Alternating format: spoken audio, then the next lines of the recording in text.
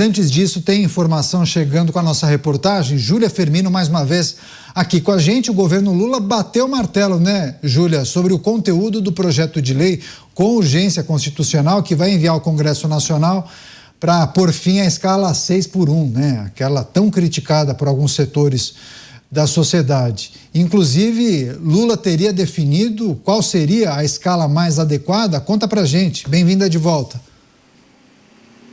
Sim, Caniato, Lula já tentou definir aí, deve também definir o que vai enviar ao Congresso Nacional esse PL que acaba, né, com a escala atual 6x1. E o que é que essa proposta prevê então? A escala de trabalho seria de 5x2, 5 dias trabalhados por 2 de descanso, e a redução da jornada passaria então de 44 para 40 horas semanais, sem alteração no salário. E aí como é que será o projeto?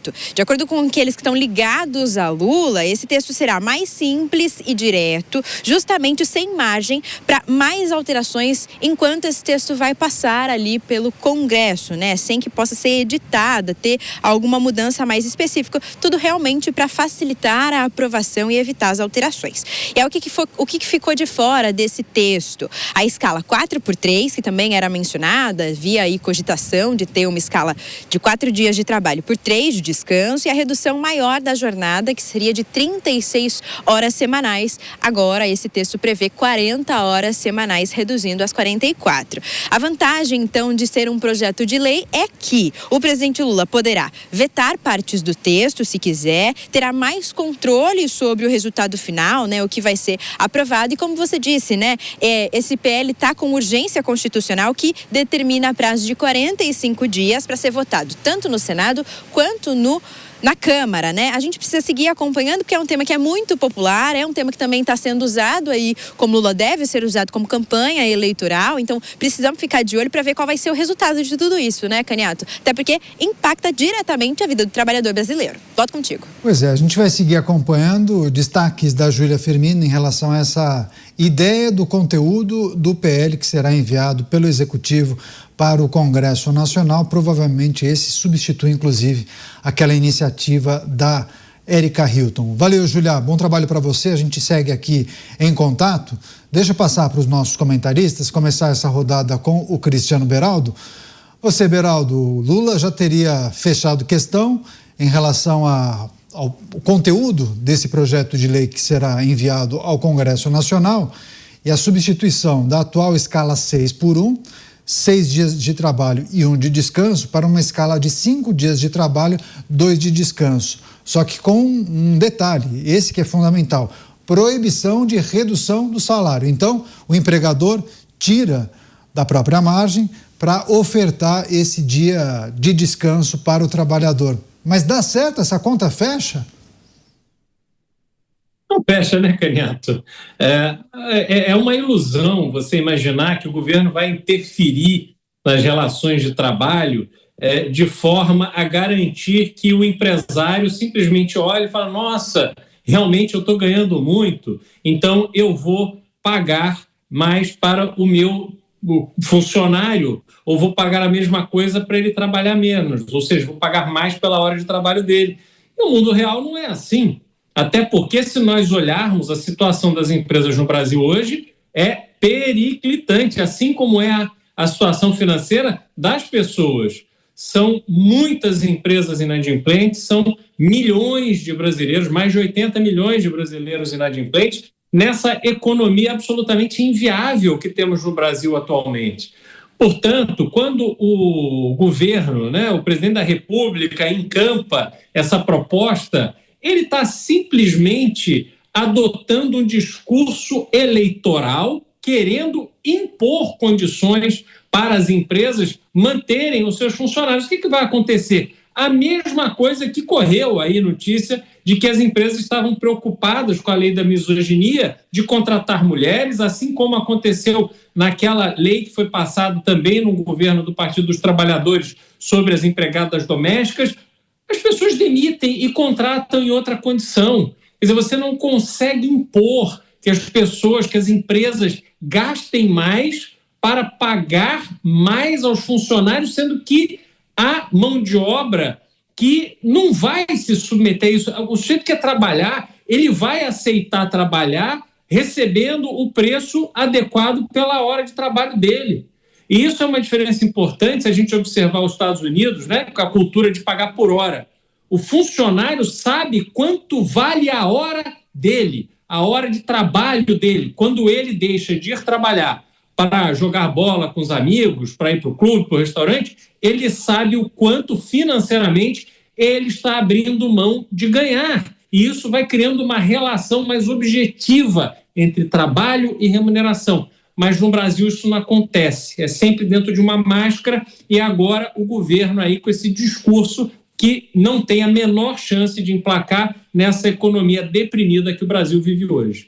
Pois é, deixa eu só dividir a rede. Você que nos acompanha pela rede de rádios ficará agora com um break, a gente volta na sequência.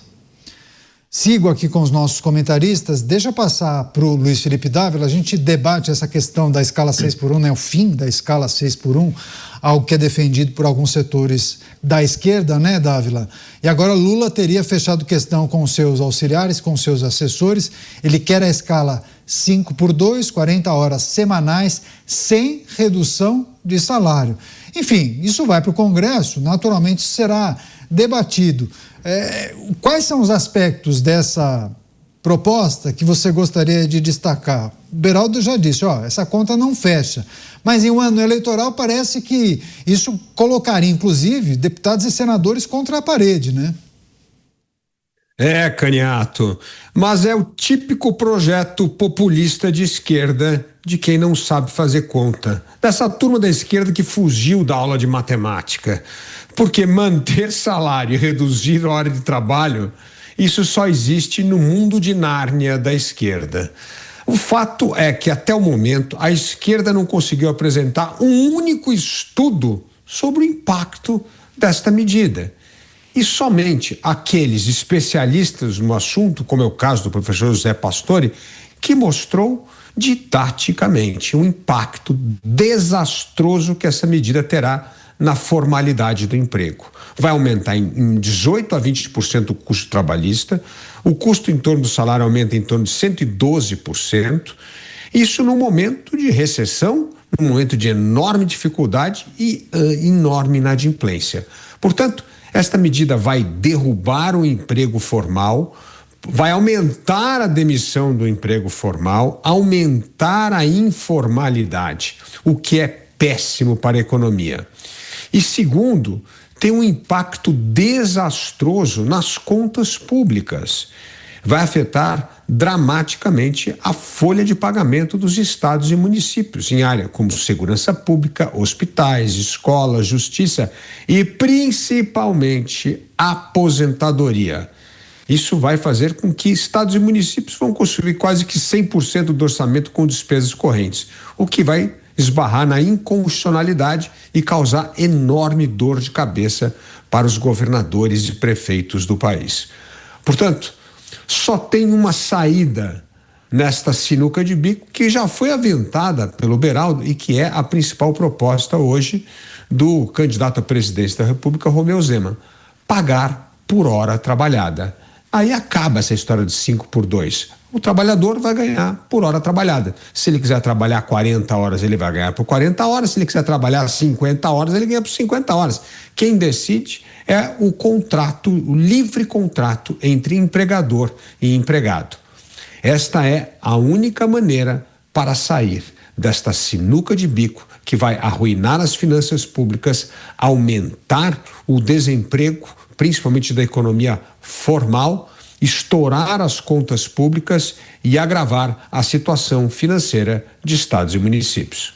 Rede Jovem Pan de volta aqui em Os Pingos nos Is. A notícia em destaque: a Júlia Firmina, nossa repórter, trouxe há pouco uma decisão que teria sido tomada pelo presidente da República em relação ao projeto que prevê o fim da escala 6x1. Então, o presidente da República quer escala 5x2, trabalha 5 dias por semana e descansa 2, 40 horas semanais, só que detalhe, sem redução do salário. Então, a ideia dele é que o empregador, né, o empresário, o comerciante, reduza da margem e a partir daí avance com esse projeto. E aí o Beraldo e o Dávila falaram, bom, talvez a alternativa seja a remuneração por hora, que seria mais ou menos o que os aplicativos fazem, né?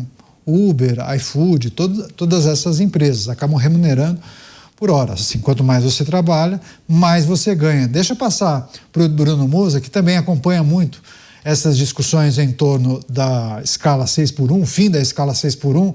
Musa, eu me lembro que teve uma televisão que eu trabalhei há muitos e muitos anos, que ela abria a possibilidade para que as pessoas trabalhassem ou não no feriado. Olha que loucura, hein?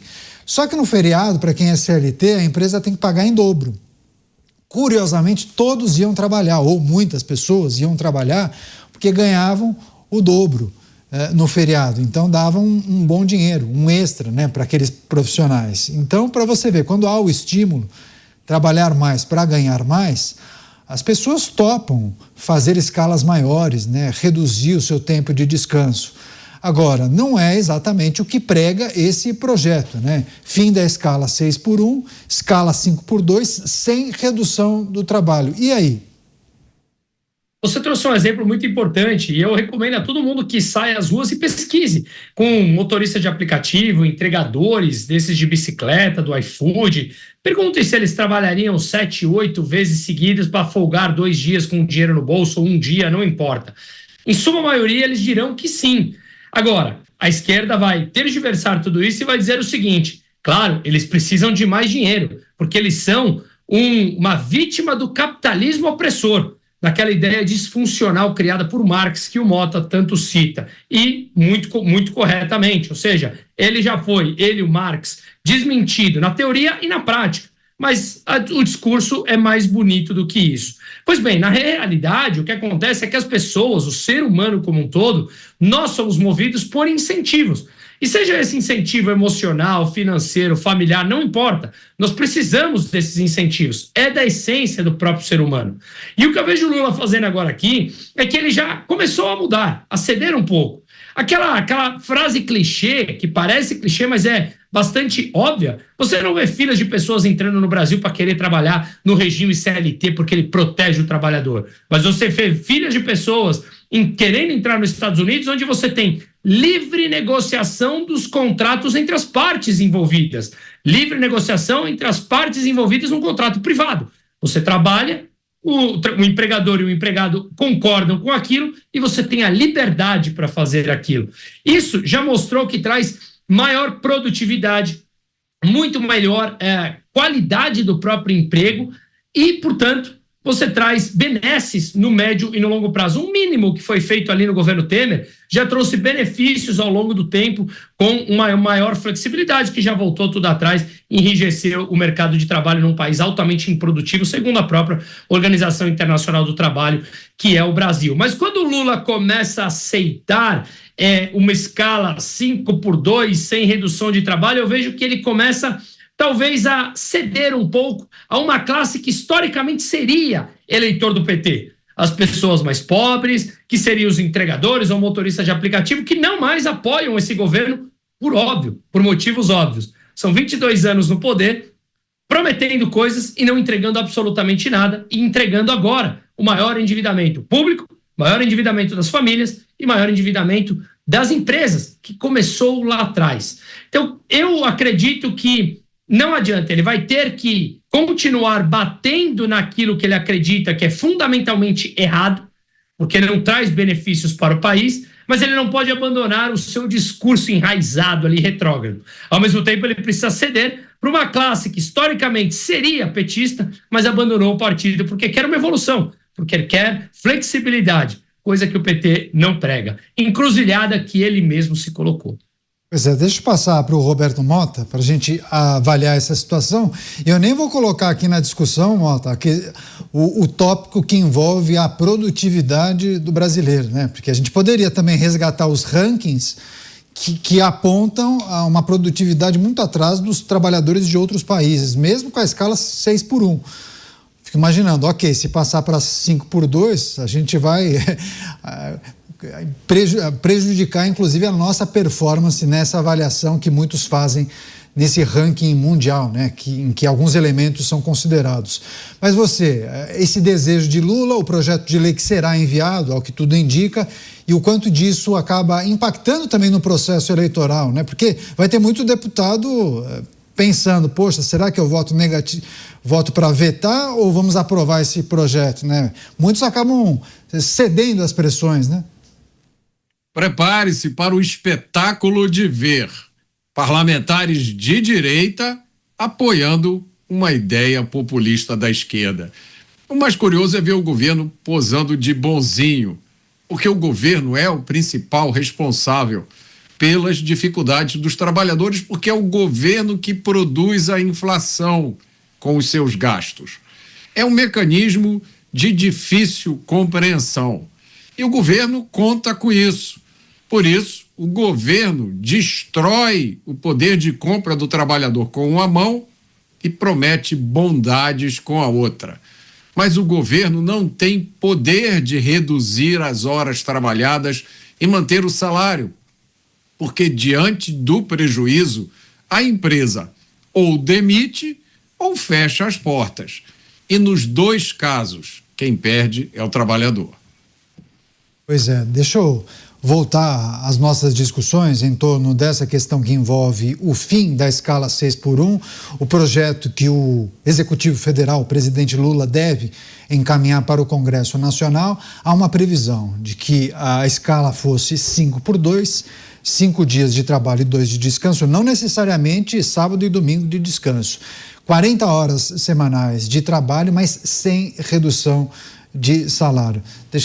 Faltou alguém nessa rodada? Não? Deixa eu passar para o Cristiano Beraldo. Beraldo, quando a gente olha para a questão que envolve o parlamentar, o Mota deu um bom exemplo. Será um festival de parlamentares de direita ou de centro-direita cedendo a uma proposta da esquerda, né? Do presidente da República. Eu fico imaginando a estratégia que o partido faz ou o próprio candidato faz. Poxa, mas eu então vou votar contra um projeto que provavelmente o meu eleitor acha que é uma boa ideia. E aí, como é que o candidato a um cargo do Legislativo deve refletir a respeito dessa, que é uma medida populista, mas que pode inclusive prejudicá-lo nessa caminhada para que ele continue com a cadeira na Câmara? Pois é, aí a gente vê cada um pesando se ele é realmente fiel aos seus ideais, aquilo que ele acredita que é o melhor para o Brasil, ou se ele é mais fiel ao seu interesse pessoal de se manter na Câmara dos Deputados. Boa parte deles, temos que convir, ficam lá fazendo pouca coisa produtiva pelo Brasil. Mas, Caniato, a gente vê nesse tipo de discussão que o Brasil é o país da cigarra. Vocês lembram da fábula da cigarra e da formiga, em que a formiga passa o verão inteiro trabalhando para se preparar para o frio do inverno, e a cigarra passa o verão inteiro curtindo, cantando, relaxando, aproveitando. Quando chega o inverno, a formiga está preparada, ela trabalhou, ela antecipou o seu problema, consegue se proteger, e a cigarra está lá para morrer de frio. E aí o que a cigarra faz? Vai lá pedir ajuda, porque ela quer desfrutar do resultado do trabalho da formiga. O Brasil é o país que não perde a oportunidade de aplaudir e proteger a cigarra por um mero interesse mesquinho eleitoral.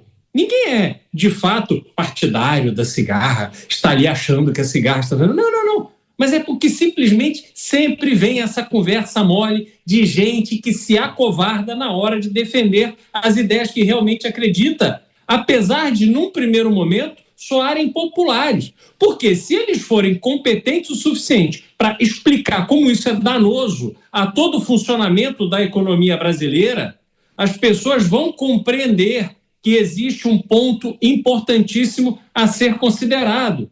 Mas não... A gente lembra ali daquela votação em que o piso salarial dos enfermeiros, e eu repito aqui, todo o meu mais sincero respeito e admiração aos enfermeiros brasileiros, mas o piso salarial de qualquer profissão não pode estar na Constituição Federal. Constituição não é para isso. Mas aí os parlamentares acharam o máximo. Vamos lá parecer que nós estamos preocupados com a saúde do povo e vamos fazer esse gesto para os enfermeiros, afinal de contas, são milhões de votos às vésperas da eleição. É esse tipo de política pé de chinelo, de gente que não tem firmeza para defender aquilo que é certo, que vai submetendo o Brasil a esse tipo de situação. Pois é, deixa eu passar mais uma vez para o Dávila, porque tem um ponto importante. O Dávila sempre gosta de mencionar a reforma trabalhista que foi aprovada na gestão de Michel Temer e alguns avanços naquela ocasião, né? A legislação um pouco mais flexível para contratar, para demitir, inclusive permitindo que trabalhadores pudessem atuar em empresas em um esquema de trabalho diferente, né? Aquele trabalho intermitente, né, Dávila? Muitas vezes o camarada tem um trabalho só de fim de semana. Ele trabalha em uma empresa na semana e um outro trabalho no final de semana. Mas aí você mencionava uma dificuldade que algumas instituições têm em lidar com as mudanças, né? Assim, tudo é difícil aqui no Brasil. E mesmo quando você aprova uma legislação, há um entendimento, pelo menos na justiça trabalhista, de que é preciso você ainda se apoiar em coisas antigas, em legislações que já foram superadas. E aí a pergunta que eu faço, Dávila, quando que a gente vai conseguir avançar de fato? Quando o nosso mercado vai se apoiar em medidas que foram tomadas em outros países de primeiro mundo, eu digo? Quando a justiça trabalhista cumprir a lei, cumprir a reforma trabalhista. Não é a justiça trabalhista. Alguns juízes da justiça trabalhista não respeitam a lei aprovada no Congresso. Se aprovasse, a gente não estaria tendo essa discussão, porque lá está escrito, está aprovado, já é lei no Brasil que o legislado se sobrepõe à legislação trabalhista, o combinado, o negociado se sobrepõe à legislação. Isso já está na lei. É só negociar a forma que você quer trabalhar, ser remunerado, quantas horas quiser trabalhar, que está tudo certo. Isso depende de um consenso entre empregador e empregado. Foi criado também o banco de horas. O banco de horas é lei. É só ali, você gosta de trabalhar mais no fim de semana, o outro gosta de trabalhar mais à noite, o outro gosta de trabalhar mais de madrugada. Cada um faz do jeito que quiser. Está lá banco de horas. Isso já está na lei. Portanto, é só respeitar a lei. Não precisa ficar criando leis e regras demagógicas que só vão gerar mais desemprego, só vão jogar mais pessoas na informalidade. Agora, o que me chama a atenção não é apenas o ato demagógico do governo, é a conivência dos parlamentares, é a conivência dos governadores e prefeitos que vão ser os mais afetados por essa medida absurda. Vai destruir a finança dos estados e dos municípios. Agora, calar-se agora significa pagar a conta pro resto da vida, então não faz o menor sentido. Então, o que nós temos de fazer no Brasil? Respeitar a lei e modernizar a regra da lei. Porque, no fundo, o Brasil tem hoje a maior judicialização trabalhista do mundo. Então, Caniato, vamos respeitar o que o Congresso aprovou e a lei que vigora no país, que é a reforma trabalhista. Se fizéssemos isso, não teríamos esse bate-boca em torno de um projeto absurdo que vai aumentar o desemprego, quebrar cidades e estados e não vai fazer o que a lei desejaria, ou seja, manter as pessoas ganhando a mesma coisa e trabalhando menos horas. Isto somente no mundo de Nárnia da esquerda. Pois é, isso para muitos seria um dos itens dentro desse pacote de bondades, aquele que nós mencionamos há pouco. Mas deixa eu passar para o Bruno Musa, porque o Bruno e o Mota não falaram sobre aquela outra iniciativa, né? A iniciativa que poderia custar aos cofres públicos algo em torno de 400 bilhões de reais. E claro que é preciso considerar que alguém teria de pagar essa conta em algum momento, né, Bruno Musa? É sempre importante dizer que a linguagem ela é muito importante como é colocada, né? Eu estive há pouco tempo, tive o privilégio de estar com o Mota no Rio de Janeiro, ele me presenteou com o livro dele, eu estou terminando de ler, e ele menciona muito a respeito dessa mudança da linguagem quando você faz, por exemplo, com presidiários, que você vai transformando em apenados, depois você transforma em ressocializando, vai transformando em algo bonito. Então veja que o ponto dos 400 bilhões, que representa 3,5% do PIB, é a mesma coisa. Pacotes de bondades. Não são todos que entendem a ironia do processo. Muitos entendem realmente que há uma bondade por trás, que realmente os preços estão subindo, que o único caminho é você travar os preços, porque isso simplesmente vai diminuir o lucro daquele empresário que já é rico e é malvadão. Sem entender que grande parte dos empreendedores brasileiros, 80% dos empregos, são gerados por pequenos empreendedores. Aquele dono da padaria, do botequinho, que muitos deles ganham poucos salários mínimos por ano como empreendedor, assumindo o risco de ser empreendedor no Brasil. Portanto, uma inversão na linguagem que as pessoas simplesmente vão absorvendo aquilo de maneira paulatina e pouco a pouco vão acreditando que aquilo é uma verdade quando vai entrando em nossas cabeças. Mas quando você analisa dados, fatos, números, vê que há uma mera narrativa por trás disso tudo. Estamos falando de 3,5% do PIB, 400 bilhões de reais, que será pago sim ou sim, especialmente pelos mais pobres, porque são eles que não têm para onde fugir, são eles que têm que aceitar as regras mais duras de trabalho, menos flexíveis, são eles que têm grande parte do seu salário preso num FGTS, que eles não podem mexer no FGTS e não há rendimento que seja satisfatório em cima desse capital deles. Mas eles podem pegar o FGTS, colocar como garantia num banco, pagar juros em cima do empréstimo, dando como garantia o FGTS dele. Mas ele não pode mexer. Por quê? Porque algum ser semideus lá no governo falou que não, que aquilo não pode ser movimentado pelo trabalhador. Você acha que realmente os mais ricos precisam do FGTS para se movimentar? Claro que não. Portanto, quem paga as contas é justamente o povo mais pobre. Sustenta esse governo com uma narrativa mentirosa que precisa cada vez mais aumentar os impostos para sustentar essa máquina nababesca, inchada, corrupta e ineficiente que é a máquina pública brasileira.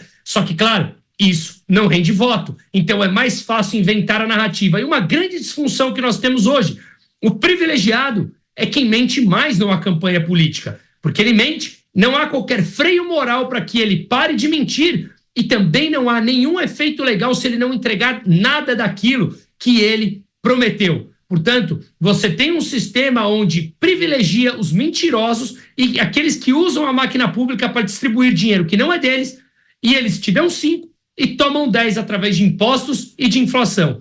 E quando a coisa aperta como agora, você vê o governo sendo obrigado a diminuir alguns impostos, só que ele continua aumentando os gastos. O que acontece com isso? O déficit aumenta. Mais déficit, mais endividamento, juros mais altos, moeda que perde poder de compra. Quem paga? Justamente os mais pobres, aquele que eles dizem defender. 22 anos de pura mentira populista.